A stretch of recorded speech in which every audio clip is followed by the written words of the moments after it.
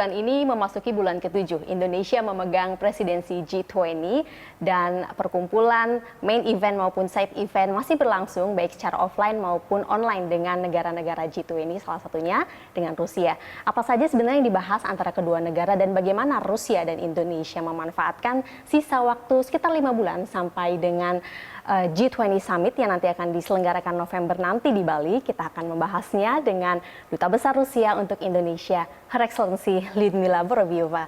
Good morning, Her Excellency. How are you? I'm very well, thank you. Well, thank you very much for having us here. Thank you. Okay, Her Excellency, we would like to discuss about G20 presidency this year.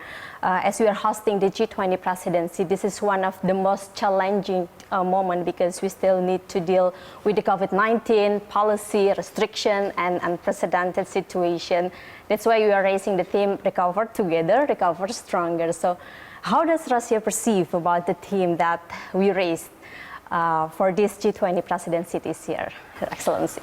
We've stated many times on different levels that we support the presidency of Indonesia in G20. We agree totally with the slogan, recover together, recover stronger, and with the priorities that have been identified by Indonesia in capacity of the G20 presidency. Indeed, G20 is the forum, of course, that should concentrate on global economic and financial issues, and so the areas identified by Indonesian presidency is very relevant, of course, for the whole world, especially after the global economy suffered from the COVID-19 pandemic. Of course, it's very important to strengthen the healthcare system.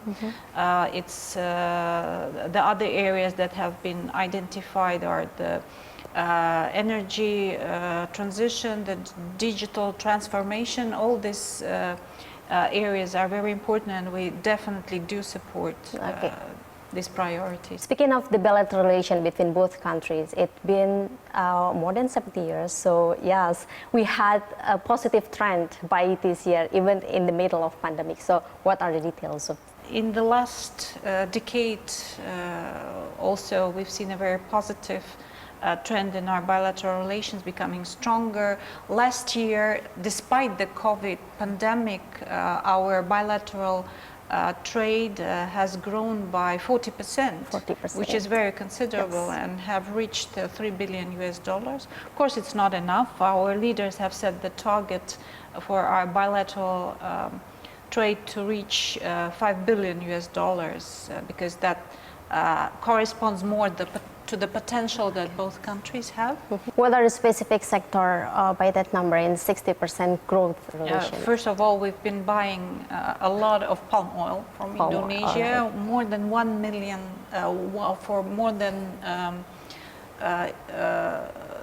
quite considerable, 1 million tons last year.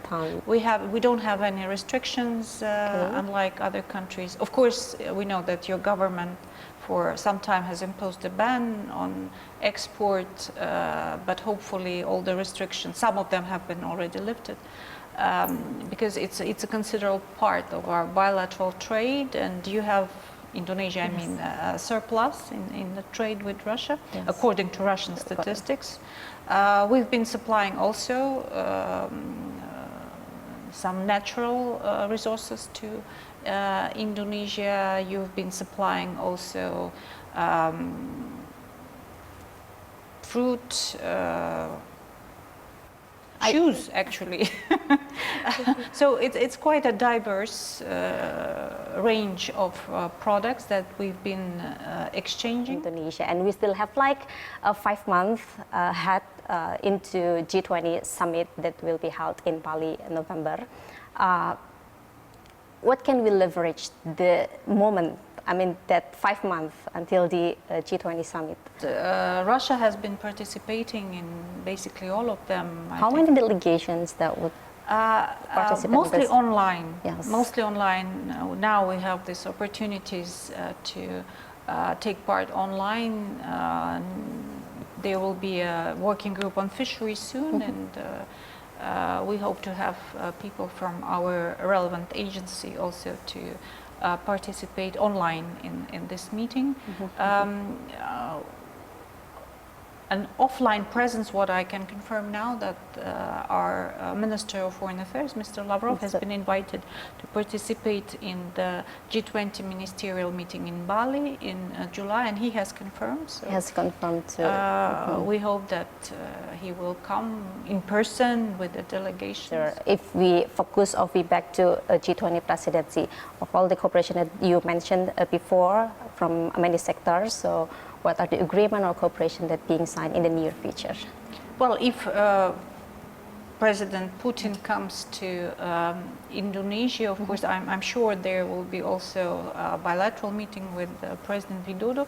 Actually, we have prepared, a big package of documents that could be signed in the presence of the leaders, involving many areas, from agriculture to, I don't know, IT, the anti-narcotic fight, etc., etc. So it's a big package that could really diversify our cooperation and strengthen our bilateral cooperation.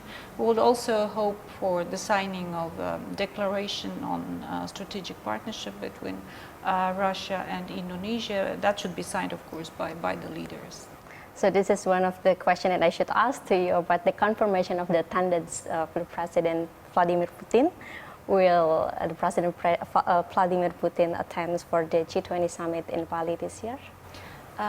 He stated his intention to be part of the summit, but we still have 5 months to go.